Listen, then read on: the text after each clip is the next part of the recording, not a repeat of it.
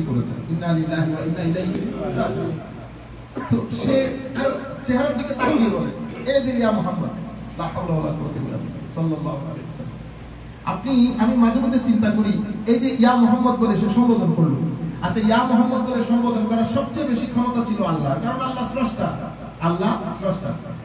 আজীব বিষয় হচ্ছে আল্লাহ কোরআনে পাকের কোন জায়গায় আল্লাহ রাব্বুল আলামিন বলেন, এটা আপনারা জানেন, আমার নবী সাল্লাল্লাহু আলাইহি ওয়াসাল্লামকে নাম ধরে কোনো কিছু বলেন না।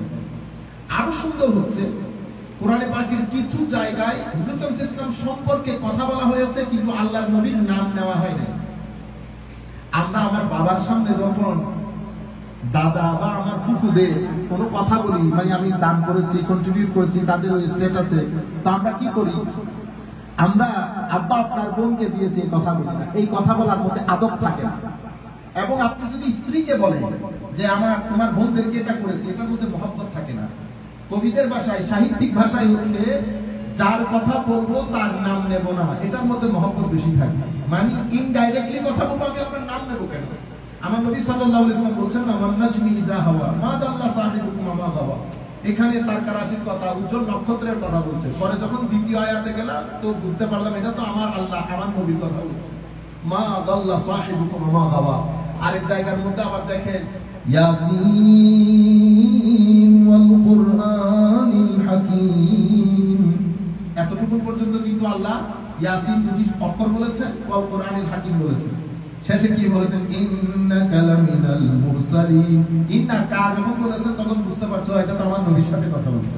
বড় আজীব, আরবি জানলে এটা খুব অসম্ভব মজার জিনিস। যাই হোক, আমি আপনাদেরকে বলতে চাচ্ছিলাম, এই ব্যক্তি ইয়া মুহাম্মদ বলে সম্বোধন করলো, করার পরে সে ব্যক্তি মজলিস থেকে উঠে চলে যাচ্ছে। সে যখন উঠে চলে যাচ্ছে, আমার নবী তাকে দেখিয়ে বলছেন, এই ব্যক্তির উদর থেকে, এর বংশ থেকে, বংশ পরম্পরায় কিছু লোক সব সময় সমাজের মধ্যে থাকবে, তাদের নামাজ, দোয়া, তাসবিহ, তাহলিল তোমাদের চেয়ে বেশি হবে, কিন্তু দিন থেকে তারা দূরে সরে যাবে। আমি এই পয়েন্ট আপনাদের কাছে এখানে আনতে চাচ্ছি যে এখন তাদের বৈশিষ্ট্য কি। ঘটনা চক্রে ঐতিহাসিকভাবে তাদের বৈশিষ্ট্য হচ্ছে তারা মুহাব্বত, মাওয়াদ্দাত, সম্মান, আল্লাহ রাসূল, আলে বাইত রাসূল, আউলিয়া সালেহিন, এই তিনজন সত্তার সাথে তাদের মহব্বতের কানেকশন। আপনি যখন মহব্বতের কথা বলবেন, প্রেমের কথা বলবেন, হয় না তাদের চেহারার মধ্যে একটা উজ্জ্বলতা ভাব, এটা আপনি বুঝতে পারবেন যে তারা কমফোর্টেবল না, তারা মজলিসের মধ্যে বসতে চাইবে না, তারা মুখ লুকাবে, মানে মহব্বতের বিষয়গুলো শুনতে চাইবে না। এবং সেই বিষয়টা, এই যে মহব্বতের বিষয়টা, আস্তে আস্তে আমাদের তুর্কি শাসন যখন পতন হলো, সেকুলারাইজেশনের উদ্ভব হলো, এবং পুরো পৃথিবীব্যাপী end of 17th century process of secularisation এবং মুভমেন্ট অফ সেকুলারাইজেশন শুরু হলো, মানে ধর্ম মুক্ত সমাজ ব্যবস্থা। আমি সেকুলারিজম নিয়ে যখন কথা বলছি, তো আমি সেকুলারিজমের উপর আমার রিসার্চ আছে, সুতরাং আপনারা কোনোভাবে এটা মাথায় রাখবেন না যে আমি এক দুইটা বই পড়ে সেকুলারিজমকে এথিজমের দিকে নিয়ে যাচ্ছি না। আমি আমার প্রপার রিসার্চ ওয়ার্ক আছে। আমি আপনাদেরকে যেটা বলতে চাচ্ছিলাম যে একটা মুভমেন্ট অফ সেকুলারাইজেশন শুরু হয়েছে। সেকুলারাইজেশনের মধ্যে রিলিজিয়নকে অস্বীকার করা হয় না, কিন্তু অ্যাভয়েড করা হয়, ইগনোর করা হয়। সেই কারণে পৃথিবীর মধ্যে যারা সেকুলারিজমের উপর অনেক বই লিখেছেন, তার মধ্যে one of the greatest personality বলতে পারেন, রাইটার, উনি বলছেন সেকুলারিজম যখন কোন রাষ্ট্রে 100% প্রতিষ্ঠিত হয়, সেই রাষ্ট্রে ধর্মীয় প্রতিষ্ঠানগুলো শুধুমাত্র বিল্ডিং থেকে যায়, তার ভিতরের কোনো প্রতিক্রিয়া এবং কর্মকাণ্ড আর থাকে না। এটা হচ্ছে সেকুলারিজমের কারণ। তো মুভমেন্ট অফ সেকুলারাইজেশন শুরু হয়েছে। মুভমেন্ট অফ সেকুলারাইজেশনের মধ্যে আমরা সকল জায়গা থেকে ধর্মটাকে বের করতে করতে আমরা পুরো ওয়ার্ল্ডটাকে সেকুলারাইজ করেছি। ইন দ্য মিন টাইম আমাদের এখান থেকে ইসলামাইজেশনের একটা মুভমেন্ট শুরু হয়েছে, কিন্তু সেই মুভমেন্টের মধ্যে যারা এই মুভমেন্টটা পরিচালিত করেছে প্রত্যেকের আইডিওলজি খারিজি ideology. Very sorry to say, আমি আবার আপনি ডিসএগ্রি করতে পারবেন, কোনো অসুবিধা নেই, কিন্তু আমি আপনাদেরকে বলতে চাচ্ছিলাম যে একদম জামালউদ্দিন আফগানি থেকে শুরু করে, শেখ আব্দুল থেকে শুরু করে, আমাদের এশিয়া মহাদেশে, আমি নাম নিচ্ছি না, এশিয়া মহাদেশ থেকে শুরু করে আপনি আমাদের হুজুর ইসলামের 1400 বছরের আলে বাইত রাসূল, সাহাবায়ে কেরাম, ইশক, মহব্বত, আদব, অনুসরণ, অনুকরণ, এই পুরো বিষয়টাকে ইগনোর করে আমরা মনে করতেছিলাম শুধুমাত্র খিলাফ আন্দোলন, দিন প্রতিষ্ঠা হবে শুধুমাত্র একামতের দিন। আমাদের এখানে মহব্বত ইগনোর থেকে গেছে, রেসপেক্ট ইগনোর থেকে গেছে। এই কারণে আপনি একামতের দিন করবেন, সোহাদায়ে কারবালা চলে যাচ্ছে, আপনার মসজিদ বন্ধ, তো কিসের একামতে দিন? আমি সেটা কেন মেনে নিব? আপনি উম্মতকে এক জায়গায় আনতে পারছেন না। সেজন্য আমি এরদোগান সাহেব খুব দারুণ, তুর্কির মধ্যে তুর্কির প্রেসিডেন্ট, উনি বলেছিলেন দীর্ঘ বক্তব্যের মধ্যে সোহাদায়ে কারবালার সময় উনি একটা কথা বলেছেন, আমার দারুণ লেগেছে। মানে মনে হচ্ছিল যে একটা কথার উপর, এই একটা স্টেটমেন্টের উপর, ওনার একটা সেন্টেন্সের উপর ওরা একটা থিসিস হতে পারবে। উনি বলেছেন ইমাম হুসাইন রাদিয়াল্লাহু তাআলা হু became symbol of unity of the Muslim উম্মাহ। মানে শাহাদায়ে কারবালার পরে, কারণ উম্মতে মুসলিমা এই যে শতটা বিভক্তি, মুতাজিলা, জাবারিয়া, কাদারিয়া, শিয়া, অনেক ধরনের মত পার্থক্য, অনেক ধরনের দলমত, কিন্তু যেই কারবালা সংগঠিত হয়েছে মুসলিমে ও মানুষ ব্যতীত সবাই হুসাইনের পক্ষে আসে। এই প্রথম উম্মতে মুসলিম আবার এক পেজের মধ্যে আসে আজকের দিন পর্যন্ত। এখন যদিও স্টেট লেভেল থেকে অনেক বেশি স্পন্সর করা হচ্ছে, ইয়াজিদ এবং ইয়াজিদিয়্যতকে অনেক স্পন্সর করা হচ্ছে, কারণ আমাদের তুর্কির শাসন পতনের পরে আমাদের যখন মিডল ইস্ট আপনারা বুঝে নেন, আমরা নাম নিতেও বড় ঝামেলা হয়ে যায়, সফর টফর করতে বেশি অসুবিধা হয়ে যায়। যাই হোক, ক্ষমতায় আসার পরে আপনি দেখেন স্টেট লেভেল থেকে স্পন্সর করা হচ্ছে আপনি ওই ব্র্যান্ড অফ ইসলামকে, যেটা খারেজিয়ত, জুলফাইসার আত-তামিমি, হযরত উসমান গনির জামানায় তাদেরকে বলা হতো উসমানিয়্যুন, হযরত আলীর জামানায় পলিটিক্যাল ইমার্জেন্স, তাদেরকে আমরা খারেজি বলি। আপনি ইসলামের ইতিহাস পড়েন, বুখারী শরীফ পড়েন, মুসলিম শরীফ পড়েন, সব জায়গার মধ্যে তাদের নাম চাপ্টারি করা হয় বাবুল খাওয়ারিজ, কিতাবুল খাওয়ারিজ, বুঝতে পেরেছেন? এবং তাদের হিস্ট্রি পড়েন, তাদের হিস্ট্রির একটা দারুণ বিষয় হচ্ছে ইসলামের ইতিহাসের মধ্যে প্রথম জবাই করার কালচার শুরু করে খারেজিরা। মানে আমার সাথে একমত পোষণ করো, দ্বিমত পোষণ করলে জবাই। এর পরবর্তীতে এই যে জবাই করার, জবাই কেন করছি? কারণ তোমাকে যত হিংস্র ভাবে আমি জবাই করতে পারবো তত জান্নাতের আলা মাকাম পাবে, এটা হচ্ছে কনসেপ্ট।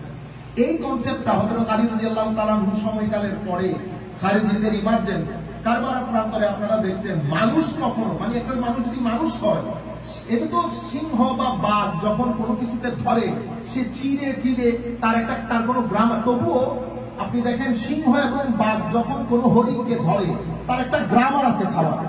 সে আগে মারে, মারার পরে আমি আমি শুধু এটা পরীক্ষা করার জন্য আমি তার 2-3টা আক্রমণ দেখছি। সে ধরে কেমনে? ধরার পর প্রথমে পূর্ণরূপে মেরে ফেলে, মারার পরে জান যখন চলে যায় ফেলে, তার একটা আর্ট আছে খাওয়ার। কিন্তু আপনি নেকড়ে বাঘ আছে না, ছেসরা, আর কি ছেসরার কোনো গ্রামার নেই। আপনি জীবিত না মৃত, যেখান থেকে ধরে ছিঁড়ে খেয়ে ফেলতেছে, যেখান থেকে ধরতেছে ছিঁড়ে খেয়ে ফেলতেছে। এদের এই উদ্ভবটা, মানে এই যে কারবালার প্রান্তরে যে ছোট ছোট বাচ্চাদেরকে হত্যা করা, আমার নবী সাল্লাল্লাহু আলাইহি ওয়াসাল্লাম 87টা ছোট বড় যুদ্ধ করেছেন। কোন যুদ্ধের মধ্যে সাহাবী যাচ্ছেন, আমার নবী বলেছেন এদিকে আসো, কি ইয়া রাসূলুল্লাহ, কোন মহিলা হত্যা হবে না, কোন পুরুষ, কোন বৃদ্ধ মানুষ হত্যা করতে পারবে না, কোন নন কমব্যাটেন্ট মানুষ যারা তোমার সাথে যুদ্ধ করতে আসে নাই তাদেরকে হত্যা করতে পারবে না, কোন শিশু হত্যা হবে না, কোন শস্য কেন্দ্র জ্বালিয়ে দিতে পারবে না, কোন রেসিডেন্সিয়াল এরিয়া জ্বালিয়ে দিতে পারবে না। তো এখানে হত্যা কার সাথে? যুদ্ধ কোথায় হচ্ছে? সাহাবায়ে জিজ্ঞেস করতেন, ইয়া রাসূলুল্লাহ তাহলে যুদ্ধ কোথায়? ও যেই তোমার সাথে যুদ্ধের ময়দানে যুদ্ধ করতে আসবে শুধু তার সাথে যুদ্ধ। As a result of this, 87টা ছোট বড় যুদ্ধের পরে মাত্র 550 উভয় পক্ষের লোক মারা গেছে, মাত্র 550। পৃথিবীর সিভিলাইজেশনের হিস্ট্রির মধ্যে আপনি ফ্রেঞ্চ সিভিলাইজেশন বলেন, চাইনিজ বলেন, ইজিপশিয়ান বলেন, যত সিভিলাইজেশন আছে, ইভেন আমি ইংল্যান্ডের লোক হিসেবে ইংল্যান্ড হওয়ার তার পূর্বে 30-40 বছরে যত লোক মারা গেছে তার 1000 ভাগের 1 ভাগ ইসলামের 87টা যুদ্ধের মধ্যে শহীদ হয় নাই। প্রত্যেকটা সিভিলাইজেশনের পেছনে একটা লম্বা ব্লাডের হিস্ট্রি থাকে অ্যাপার্ট ফ্রম ইসলাম। এই জন্য ইসলামিক হিস্ট্রিকে আমরা কোন রকম কোন ফ্লোর পাচ্ছি না পৃথিবীকে বলতে। এটাকে গ্রিন রেভলিউশন বলে, কোন হত্যাযজ্ঞ ছাড়া, শুধু আদর্শের বলে একটা জাতিকে প্রতিষ্ঠা করা। এখানে কি অন্যান্য ঘটনা ঘটে নাই? ঘটেছে। ঘটনা যখন ঘটেছে এটার পেছনে যদি আপনি ব্যাকগ্রাউন্ড দেখেন, ব্যাকগ্রাউন্ড অন্যরকম। যাই হোক, কারবালার প্রান্তর থেকে এই যে মানে একেবারে সারে পাক কেটে ফেলা, এরপরে সারে পাককে আপনি একটা নেজার উপরে লেখে একেবারে জুলুস সহকারে আপনি রাজদরবারে প্রথম উবাইদুল্লাহ ইবনে জিয়াদ, অতঃপর ওখান থেকে আপনি কাকে নিয়ে যাচ্ছেন? 2 জায়গার মধ্যে কিন্তু নারায়ে তাকবীর আছে। তো আল্লামা ইকবাল, আমি আছি, আল্লামা ইকবাল খুব সুন্দর বলেছেন। আল্লামা ইকবাল বলে যে আজীব বিষয় হচ্ছে মারা হচ্ছে, अजीब मजाक है इस्लाम की तकदीर के साथ, अजीब मजाक है इस्लाम के तकदीर के साथ, काटा हुसैन का सर नाराए तकबीर के साथ। বুঝতে পেরেছেন? তো বড় আজীব বিষয়, মানে ইসলামের তকদীরের লগে কি আজীব বিষয়? কাটতেছে ইমাম হুসাইনের স্যার কিসের সাথে? নারায়ে তাকবীরের সাথে। আমরা যখন বোমা মেরে দিয়ে শত শত মানুষ হত্যা করছি, কি করতেছি? নারায়ে নারায়ে লিল্লাহি তাকবীর। মনে রাখবেন, যে জায়গার মধ্যে লিল্লাহি তাকবীর, শুধু তাকবীর থাকবে, এরা মানুষ হত্যা করে। যে জায়গার মধ্যে তাকবীরের সাথে নারায়ে রিসালাত থাকবে না, মনে রাখবেন ওখানে ইয়াজিদিয়ত আছে। নারায়ে রিসালাতের স্লোগান দিয়ে কোন ব্যক্তি কোশ্চিনকালেও সম্ভব না আরেক ব্যক্তিকে জুতা মারবে বা মসজিদের মধ্যে জুতা মারামারি করবে বা রক্তারক্তি করবে, ইম্পসিবল। এটা নারায়ে রিসালাত, এটা মুহাব্বতের শান। এই জায়গায় এসে এটা কমপ্লিটলি মানে পরে ইসলামাইজেশনের মুভমেন্ট যখন শুরু হয়েছে, এখান থেকে ওই ইয়াজিদিয়ত হযরত কারবালার পরবর্তীতে দীর্ঘদিন পর্যন্ত এটা বন্ধ ছিল। আপনারা জানেন কারবালার পরবর্তী ইতিহাসের মধ্যে এখানে মদিনা শরীফ থেকে, মক্কা শরীফ থেকে বিদ্রোহ শুরু হয়েছে। কুফার লোকজন ক্ষোভে আগুনে ফুঁসে গেছে। তখন ইয়াজিদের রাজবাহিনী যারা এভাবে হত্যাযজ্ঞ চালিয়েছে, তারা মোরালি অনেক উইক হয়ে গেছে। তারা করার পরে বুঝতে পেরেছে কি করে ফেলেছে। ইন্না লিল্লাহি ওয়া ইন্না ইলাইহি রাজিউন। এমন পরিস্থিতি হয়েছে যে কেউ কারো ঘরে আসতে পারছে না। অনেকের বউ জামাইকে কবুল করছে না, মানে এসে কেটে কুটে ছাড় করে দেবো, কি কাজ করলা তোমরা। একটা পুরো মাহল তৈরি হয়েছে। সেই মাহলের মধ্যে এই কিতাব হাদিসে পাকের মধ্যে আপনারা হয়তো অনেকেই শুনেন না, এই হাদিসে পাক হুজুর করিম সাল্লাল্লাহু আলাইহি ওয়াসাল্লামের riwayat-এর মধ্যে তিরমিজি শরীফের riwayat অথবা ইবনে মাজাহ শরীফের riwayat। মুখতার সাকাফি যখন এই যে কারবালার প্রান্তরে যারাই ইমাম হুসাইন রাদিয়াল্লাহু তাআলা শাহাদাতের সাথে সম্পৃক্ত ছিল, সবাইকে একই উপায়ে কেটে কেটে মাথাগুলো আলাদা করেছে। আপনি দেখছেন কিভাবে সিভিল ওয়ার শুরু হয়েছে মুসলমানদের মধ্যে। আলাদা করে উবাইদুল্লাহ ইবনে জিয়াদ, যখন উবাইদুল্লাহ ইবনে জিয়াদকে রাজ দরবারে তার অসংখ্য মাথার মধ্যে তার মাথাটা আনা হলো, হঠাৎ করে রাজ দরবার থেকে আওয়াজ আসলো, কদ জাআত, কিছু একটা এসেছে, কিছু একটা এসেছে। তখন বর্ণনাকারী বলছেন, আমরা তাকাই রইলাম, আমরা দেখছি একটা সাপ তার মাথা থেকে এভাবে নেমে নেমে নেমে নেমে তার নাক দিয়ে নসিকা কোণ দিয়ে ঢুকেছে। ঢুকার পরে বেশ কিছুক্ষণ it remained there for a second, then it came out, আবার বের হয়ে এসেছে। এভাবে 3 বার। আমরা অবাক হয়ে তাকিয়ে আছি, সবার মধ্যে ভীত, সবাই ভীত সন্ত্রস্ত, কি হচ্ছে এটা? একটা সাপ কোত্থেকে আসলো, কোথায় চলে যাচ্ছে আমরা জানি না। আপনি দেখছেন না, মামা ইয়ামাল সুআন ইউজাবে, আল্লাহ রাব্বুল আলামিন কোরআনে পাকের মধ্যে বলেছেন, আপনি ভালো কাজ করলে এখানে শান্তি পাবেন, আপনি যদি গর্হিত কাজ করেন, অ্যান্টি সোশ্যাল বিহেভিয়ার করেন, তো আপনি এখানে অনেক কিছু মজা পেয়ে যাবেন। এটা গ্যারান্টি। দেখেন, আমি গুনাহ করব, তা আমি গুনাহ না করে কি ফেরেশতা এসে গুনাহ করবে? আমাদেরকে তো আল্লাহ ফেরেশতা বানান নাই, আমাদেরকে বানিয়েছেন গুনাহ করব, অতঃপর সিজদা দিয়ে আল্লাহর দরবারে কান্নাকাটি করব। আমার আল্লাহর ওইটা ভালো লাগে। কিন্তু কিছু জিনিস আমাদেরকে করতে নিষেধ করা হয়েছে। মানুষের কথা, পরনিন্দা, পরচর্চা, এগুলো আমাদেরকে বলা হয়েছে এক্সট্রিমলি ফরবিডেন। আমাদেরকে জুলুম করা থেকে নিষেধ করা হয়েছে, আমাদেরকে কারো হক নষ্ট করা থেকে নিষেধ করা হয়েছে। আপনি যখন এই কাজগুলো করবেন, আপনি লিখে রাখেন, আপনি এখানে বাঁচতে পারবেন না। আপনি আরেকজনের হক খাবেন, আপনার 2 জেনারেশন, আপনার সন্তান, তার পরবর্তী প্রজন্ম, তারা এটা ভোগ করবে। দেখবেন আপনার এত এস্টাবলিশমেন্ট, টাকা পয়সা, কি করেছে ছেলেরা গরিব হয়ে গেছে, আপনি বুঝতে পারবেন। হয় সবকিছু আছে, করে একটা ঘটনা ঘটেছে, আপনার 2-3 জেনারেশন এমনিতে চলে যাবে যদি আপনি কারো অন্যায় ভাবে অত্যাচার করে কারো হক খান। এবং আজীব বিষয় হচ্ছে, আমি এশিয়ার মধ্যে, আমাদের অনেকেই ডিসএগ্রি করবেন, বড় বড় আমাদের অ্যাসাসিনেশন হয়েছে, যারাই কোনো না কোনো একটা ষড়যন্ত্রের মধ্যে অ্যাসাসিনেশন হয়েছে এবং খুব খারাপ পজিশন হয়। এই জন্য আমরা এই মানে খারাপ কাজ বা লোক ঠকানির কাজগুলো থেকে আমরা বিরত থাকা উচিত। উবাইদুল্লাহ ইবনে জিয়াদের এই নসিকা কর্ণ দিয়ে 3 বার ঢোকার পরে এটা চলে গেছে। বর্ণনাকারী বলছেন, আপনি দেখেন দুনিয়ার জমিনের মধ্যে আযাব শুরু হয়ে গেছে এবং এমন ভাবে তাদেরকে সাজা দেওয়া হয়েছে, শেষ পর্যন্ত অনেক পরে আবার স্টেবিলিটি আসছে। হযরত ওমর ইবনে আব্দুল আজিজ রাদিয়াল্লাহু তাআলা আসলেন। মুসলমানরা প্রায় 1200 বছর জ্ঞান বিজ্ঞানের খেদমত করেছে এবং 23 বছরের তাবলীগের দিন, সিভিলাইজেশনের বীজ বপন করেছেন আমার নবী সাল্লাল্লাহু আলাইহি ওয়াসাল্লাম। এবং সেই সিভিলাইজেশন যখন থ্রেটের মুখে পড়েছে, হালাকাতুল উম্মতি আমার নবী বলেছেন। আচ্ছা, এখন দেখেন, এই আজকেও দেখেছি এক প্রফেসর সাহেব, আমি আপনাদেরকে বলছি না যে এই যে মাইন্ডসেট ইসলামাইজেশন নাম দিয়ে আমরা যে খারিজাইদের আদর্শ বাস্তবায়নের চেষ্টা করছি, নতুবা আপনি ইয়াজিদের পক্ষ হয়ে কিভাবে কথা বলেন? আপনি একটা ফেসবুক পোস্ট দিলেন কি ইমাম হুসাইন রাদিয়াল্লাহু তাআলা শাহাদাতের প্রতি ইয়াজিদের কোনো দোষ নাই। আপনি মানে আপনি চিন্তা করতে পারবেন, মানে ইয়াজিদের দোষ নাই। দূর থেকে গুলি করে দিলে বলতাম দূর থেকে কেউ একজন গুলি করে দিচ্ছে। ও ভাই, এতদিন পর্যন্ত মানে ভিতরে আপনার আশেপাশের লোকজনের ভিতরে কি পরিমাণ ঘৃণা ছিল আলে বাইত রাসূলের বিরুদ্ধে। নতুবা আপনার রাজ দরবারের মধ্যে যদি এগুলো প্র্যাকটিস না হতো এবং আলে বাইত রাসূলের বিরুদ্ধে যদি ঘৃণার বীজ বপিত না হতো, তাহলে তারা কিভাবে আলে বাইত রাসূলের বিরুদ্ধে এই ধরনের দুরাচারের দুঃসাহস দেখায়? এখন আপনি বলছেন দোষী ছিল না, ইন্না লিল্লাহি ওয়া ইন্না ইলাইহি রাজিউন। আমার নবী বলছেন, বুখারী শরীফের riwayat না, কালকে যেটা বলেছে, হালাকাতু উম্মতি আলা ইয়াদি উবাইদ ইবনে কুরাইশ, আমার এই উম্মত ধ্বংসপ্রাপ্ত হবে কুরাইশের কিছু ছোট ছোট বাচ্চাদের হাতে। এবং কালকে আপনাদেরকে বলেছি না, এই হাদিসকে সামনে রেখে হাদিসের সমস্ত ব্যাখ্যাকারী, মাদ্রাসার ছাত্ররা বুঝবেন, আলেম ওলামা বুঝবেন, আমি যখন ব্যাখ্যাকারী বলছি, বুখারী শরীফের ব্যাখ্যা কারা কারা লিখেছেন সবাই বলছে, হযরতে এই ব্যাখ্যার মধ্যে হযরত আবু হুরায়রা রাদিয়াল্লাহু তাআলা এই হাদিস এনেছেন, যে আবু হুরায়রা সবসময় আল্লাহর দরবারে পানা চাইতেন যে মাওলা আমাকে 7 খিচুড়ি যেন আমি না দেখি মাওলা, এবং আমি বাচ্চাদের শাসন যেন আমার দেখতে না হয়। আল্লাহ তোমার দরবারে পানা চাই। বাজারে বাজারে হাঁটার সময় উনি এটা দোয়া করতেন আল্লাহর দরবারে, আল্লাহুম্মা ইন্নী আউযু বিকা মিন রাসিস সিদ্দিন ওয়া ইমারাতাস সিবিয়ান, মাওলা আমি ছোট বাচ্চাদের শাসন এবং 7 হিজরি থেকে পানা চাই।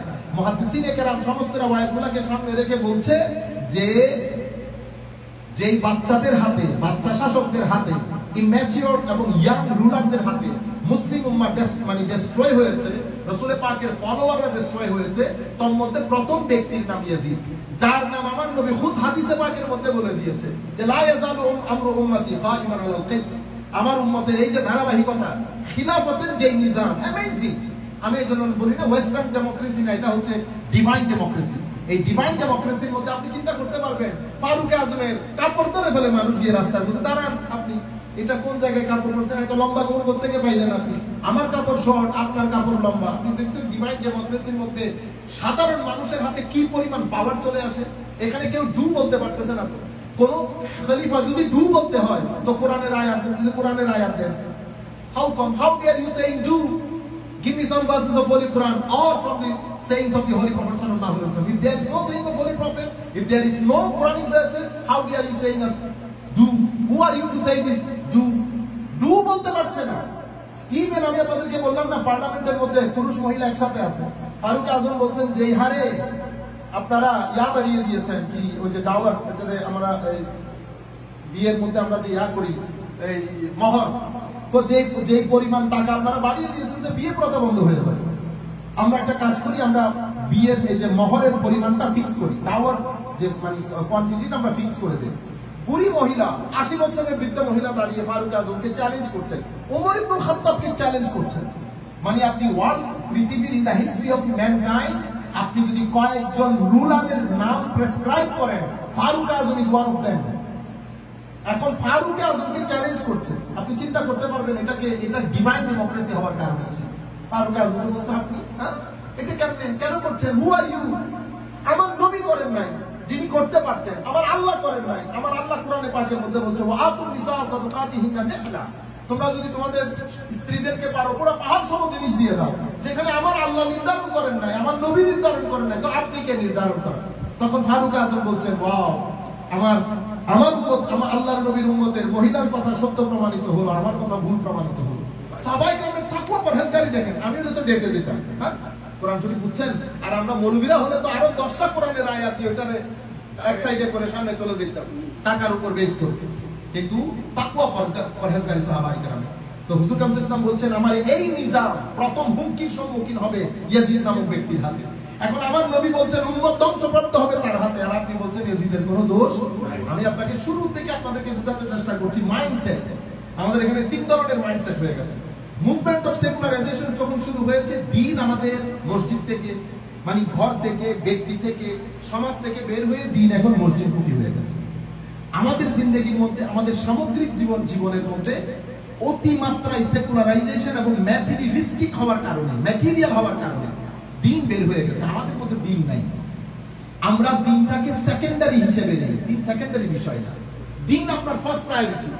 আমি বাঁচবো আমার দিনের জন্য, আমি এখানে আসছি কিছু সময়ের জন্য, আমার আল্লাহ আমাকে নির্দিষ্ট একটা উদ্দেশ্য নিয়ে বানিয়েছেন, আমি সেই উদ্দেশ্য বাস্তবায়ন করবো। এখন আপনি দেখেন আমি নিজেকে নিজে বাজাই দেখে আমার ভিতরে কতটুকু দিন আছে। এখন আমি ওয়াজ করি, আমরা ওয়াজ করি, মানুষকে হেদায়েত করছি। এখন আমার ঘরের মধ্যে যদি রাত দিন TV cinema, Indian film, movie এগুলা চলে। তো আমার এটা দিনদারি হলো। এখন আমি নামাজ দোয়া পড়ি, আমাকে এক ভদ্রলোক এসে বলছেন, ভাইজান আমি আমার ছেলেকে মাদ্রাসায় দিতে চাচ্ছি, আমার আল্লাহর মেহেরবানি, দিয়েন না আপনি দিয়েন না। বলছে কেন? আল্লাহ, আমি গতকাল আপনার ছেলের বিয়েতে ছিলাম, আমি আপনার বিয়ের অনুষ্ঠান দেখেছি, শুধু আপনার সন্তানকে ধ্বংস করে দিয়েন না, কারণ সেম অবস্থার মধ্যে আমিও ছিলাম, আমিও খাতে বিতে করার এসে মাদ্রাসা মে আয়া। বুঝতে পেরেছেন? মানে একেবারে হয় না এলিট ক্লাস সবাই, তো তাদের একটা ড্রেস আপ গেটআপ আছে, তাদের বিয়ের ড্রেস আপ এক ধরনের, মানুষ মারা গেলে তার ড্রেস আপ আরেক ধরনের। এখন আমি থাকি মাদ্রাসায়, আমি মাদ্রাসা থেকে সারাদিন দেখি এক ধরনের, ঘরের মধ্যে এসে পুরো মুনাফিকি, এটাকে কি বলে, একদম সরাসরি মুনাফিকি। এখানে না দিন, না আল্লাহ, না রাসূল, না কোরআন, না হাসর, কোনো কিছুই নাই। এখানে হচ্ছে দিন, ট্রেডিশনাল দিন। আপনি আমার নবী 23 বছর, হযরত আয়েশা সিদ্দিকা বলছেন, আমার নবী একদিন আর দাঁড়ায় নামাজ পড়তে পারছেন না, বসে গেছেন। আমি আল্লাহর দরবারে বলছি, আমার নবীর উম্মত, আমার নবীকে শেষ পর্যন্ত বৃদ্ধ বানিয়ে দিয়েছে মানুষের অধিকারের জন্য, আল্লাহ রাসূলের জন্য। কিন্তু আমরা বর্তমানে এসে আপনি দেখেন, তো বিয়ে বাড়িতে এক ধরনের, মওতা বাড়িতে এক ধরনের, আপনি আমার দিচ্ছেন মাদ্রাসায়, আমি মাদ্রাসায় এক ধরনের থাকি, এখানে দেখি আরেক ধরনের, এখানে রাত দিন আপনার টিভি চলছে। তো আমার ভিতরে আমি এখন দেওয়া যে কনফ্লিকশন বিটুইন দুনিয়া আর আখিরাত, there is a confliction between two, Islam and secular or material lifestyle. তো আপনি আপনার ছেলেকে মাদ্রাসায় পাঠানোর আগে আপনি আগে সিদ্ধান্ত নেন, আপনি আপনার ঘরের মাহৌল পরিবর্তন করতে পারবেন কিনা, কারণ এটা একটা রেভলিউশনারি ডিসিশন। এটা আমি শুধু আমার ছেলেটারে মাদ্রাসায় পড়াই দিলাম এরকম না। আমার আব্বা, আমার এখনো মনে আছে, আল্লাহ রাব্বুল আলামিন হায়াতে তাইয়্যিবা তবিলা তাহেরা নসিব করুন এবং এই ধরনের 2-4 জন বাপ সমাজকে দান করুন। আমার আব্বা এখনো পর্যন্ত প্রোগ্রামে যাওয়ার সময় আমাকে পানি পর্যন্ত দিয়ে দেয়, যেন আমি কোনো মাহফিলে গিয়ে কারো ঘরের পানি না খাই। রেভলিউশনের এই যে আমি এখন যে কোনো ব্যক্তির চোখে চোখ রেখে কথা বলছি, ভাই আপনি তো আমাকে ইমপ্রেস করতে পারছেন না, নেতা, মন্ত্রী, মিনিস্টার, আলহামদুলিল্লাহ আল্লাহর মেহেরবানি। কেন? এইদিকে আল্লামা ইকবাল বলছে, গলা তো গোট দি আহলে মাদ্রাসা নে তেরা, কাহা সে আয়ে সাদা লা ইলাহা ইল্লাল্লাহ। তুমি সদকা খাইবা, ফিতরা খাইবা, যাকাত খাইবা, খাইয়া তুমি মজলিসের মধ্যে এসে লা ইলাহা ইল্লাল্লাহ বলবা, is not that easy, is not easy. চোখে চোখ রেখে কথা বলার জন্য পার্সোনালিটি দরকার হয়, সিজদার দরকার হয়, অনেক কিছুর দরকার হয়। কিন্তু আমি আপনাদেরকে বলতে চাচ্ছিলাম যে এই যে নেফাকত, এটা আমাদের এখানে মেচুরিটিজম ঢুকে গেছে, সেকুলার, আমরা অতিমাত্রায় সেকুলার হয়ে গেছি। তো একদিকে এখন সেকুলারিজমের একদিক অপোজিট রিঅ্যাকশন আমাদের এখানে ইসলামাইজেশনের নাম দিয়ে যেটা হচ্ছে, সেটার মধ্যে এশ আদব মোহাম্মত নাই, এশ আদব মোহাম্মত আলে বাইত রাসূল নাই, এশ আদব মোহাম্মত রাসূল করিম সাল্লাল্লাহু আলাইহি ওয়াসাল্লাম নাই, এশ আদব মোহাম্মত আউলিয়া সালেহিন নাই। আপনি দুইটা জিনিসকে একসাথে নিতে হবে। কেন? আমার নবী সাল্লাল্লাহু আলাইহি ওয়াসাল্লাম বলছেন, তোমরা যদি সফল হতে চাও তো 4টা জিনিস তোমাদের সাথে রাখতে হবে। মিসিং অফ, মানে যদি একটা মিসিং হয়, missing one of this four, you can not be successful. কি জিনিস? ফাল্লাযিনা আমানু বিহি, প্রথমে ঈমান থাকতে হবে, ওয়া আযযানা, আমার নবী সাল্লাল্লাহু আলাইহি ওয়াসাল্লামের প্রতি সর্বোচ্চ সম্মান এবং সর্বোচ্চ আদব। এখন সর্বোচ্চ সম্মান এবং সর্বোচ্চ আদব এটা জোর করে হয় না, মহব্বত ভিতরের একটা অবস্থার নাম। এটা যখন ভিতরে আসে, আপনার কর্ম দিয়ে বোঝা যাবে যে আপনার মহব্বত আছে। আপনার ঘরের পাশে আপনার মা থাকে, আপনি বলতেছেন আমি বহুত মহব্বত করি, বহুত মহব্বত করি, না, মহব্বত আপনাকে কিছু জিনিসে বাধ্য করবে। যেমন প্রত্যেকদিন জিয়ারত করাকে বাধ্য করবে, আপনি গিয়ে আপনার মার পা টিপে দেওয়াকে বাধ্য করবে। এটা মহব্বতের, এটা এভাবে মহব্বত প্রকাশ পায়। তো এখানে বলা হচ্ছে ঈমান, মহব্বত। এরপরে আমার নবী সাল্লাল্লাহু আলাইহি ওয়াসাল্লাম যে মিশন নিয়ে এসেছে, সেই মিশন বাস্তবায়নের জন্য সহযোগিতা করা এবং এটার উপর আমল করা, এতাআত করা, অনুকরণ, অনুসরণ করা। তো ঈমান, মহব্বত, অনুকরণ, সহযোগিতা, এই 4টা একসাথে থাকলে তবে আপনি সফল হন। কিন্তু আমাদের পরবর্তী যুগে যতটাই মুভমেন্ট চলেছে, আমি আপনাদেরকে বলি না, মানে এই যে ইয়াজিদের পরে এর পরবর্তীতে আমাদের আরেকটা মুভমেন্ট, সালাফি মুভমেন্ট শুরু হয়েছে একেবারে আপনি 300 হিজরি সনে সালাফি মুভমেন্ট, যেটা আপনারা বর্তমানে দেখছেন। এটা গুটি কয়েক মানুষ উল্টা সিধা আকীদা আমাদের এখানে গুটিয়েছে। এর পরবর্তীতে এই আকীদা রশিদ করেছে 6ষ্ঠ হিজরিতে এসে ইবনে তাইমিয়ার পরবর্তীতে মিডল ইস্টের পরবর্তীতে আপনারা এখন যেটা দেখছেন সেটা। আল্লাহ রাব্বুল আলামিন আমাদের হামি ও নাসির হোক।